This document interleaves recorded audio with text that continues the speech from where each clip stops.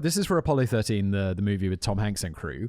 The cast and crew, because they wanted to do zero gravity, super effective. And this was like in the 90s. Yeah. The cast and crew flew between 500 and 600 parabolic arcs in NASA's KC-135 airplane, the Vomit Comet, to achieve real weightlessness. Each arc got them 23 seconds of gravity, and they did it in 13 days.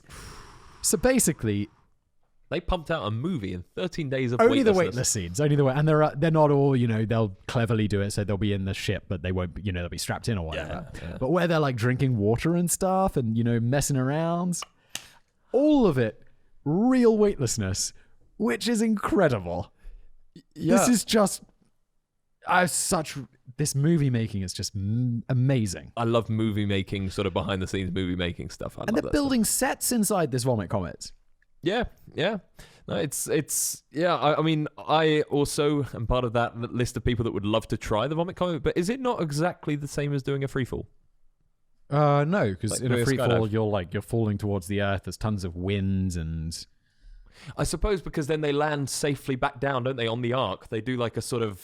It's like a big S in the sky, isn't it? It's like a big... Yeah. And also, importantly, there's no wind movement. Yeah. And it's pressurized and all of this stuff. So it's still. It's like you're in a room, just weightless. Cool. Which is cool. Very cool. I suppose, yeah, because it arcs off, you slowly land back down. At least you hope. You don't just crash back down to the floor. You assume so. So this was good. And then much more recently, just go back to I don't think there's anything super interesting here. It just explains like the parabolic. Oh, wait, go back to that. Zoom in on that thing on the right. Yeah. So for our video watchers rather than our audio listeners, this is just a graph showing the parabolic. So basically they hit a 45-degree nose high, and then they straighten out, and then they drop into a 45-degree nose low. Which a 45-degree climb Pretty is steep. intense. Pretty steep. Yeah. So I think this would be a bit of a kick of doing one of these flights as well. Like a 45 up would be... Yeah. Like, I remember once I did...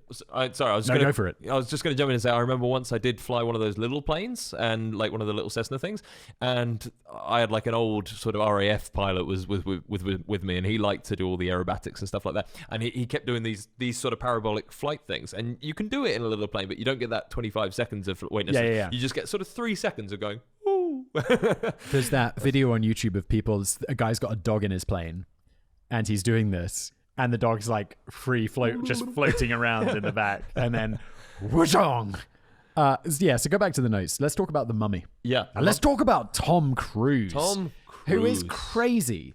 Like with all this Scientology, and he's got like, he seems to be a bit weird, but he's also a legend. He gave it up, didn't he? His kid was ill, so he gave up Scientology. What? Yeah, I think so. Really? Yeah, I think so. I don't Google it. Don't take my word. No, I got to know. Is Tom Cruise a Scientologist? Is Tom Cruise still Oh yeah. a Scientologist? Oh god, I'm gonna kill that. Scientologist. This I just have to know. I know this is not prepared, but involved through his first 5 many words. Former Scientologist says this is how Tom Cruise can't switch kind. This is all from last year, though. Ex-Scientologist says, no, he's still a Scientologist. It doesn't matter. This isn't about Scientology. This isn't about that side of Tom Cruise. This is about the side of Tom Cruise that is completely legendary. Zoom in on this article. This is from Variety. So, yeah, the first paragraph is 4 words. Tom Cruise is committed. He just is at everything he does. All his stunts, everything. And he's like 50. For a plane crash sequence in The Mummy, the actor's upcoming monster movie, Cruise did 64 takes in zero gravity. Shit. 2 days to shoot 4 high-altitude flights. The filmmaker said during a blah, blah, blah, blah, blah. There was a lot of throwing up. Apparently, Tom Cruise, I read this before, so we don't need to go through every single thing. They said he did not barf. Everyone else was throwing up. Tom Cruise is like, I can take it. Thanks for doing this, guys. I just hold it in. Yeah, and he was super supportive of everyone and all of this stuff. And this is what's Look at this. I was happy to have Tom on hand and to hold back hair if needed. I'll say something. But load up the Mummy zero gravity scene and we'll watch it without sound so we don't get claimed. Or we'll watch bits of it. But they built this whole set inside of this zero gravity plane. There was a great making of and all of this stuff.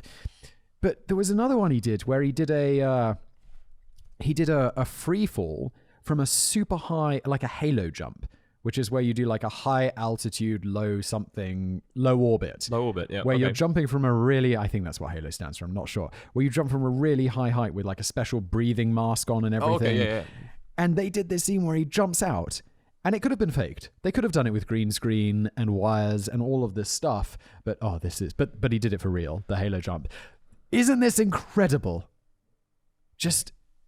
We're watching the video and it's just him flying around let's just inside look forward to him. Look at that. Chapeau.